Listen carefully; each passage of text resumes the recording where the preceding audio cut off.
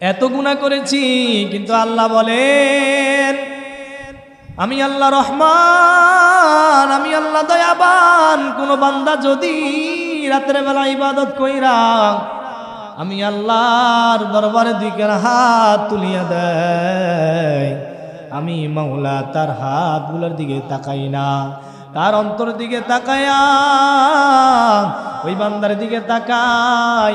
যেই বান্দা দিনের বেলায় রোজা রাইখা রাতে তারাবির নামাজ পড়া আবার লাইলাতুল কদর পড়া রাতের বেলা আমি মাওলা দরবার দুই কেনা হাত বাড়িয়েছে, খোদার কি কসম কে বললাম আমার আল্লাহ বলেন ওই যে রাতের বেলা ইবাদত কইরা আমার দরবারে হাত বাড়াইছে, আমি তার চোখের দিকে তাকায়া মাফ করে দিলাম। ওই আল্লাহ আছে কি নাই?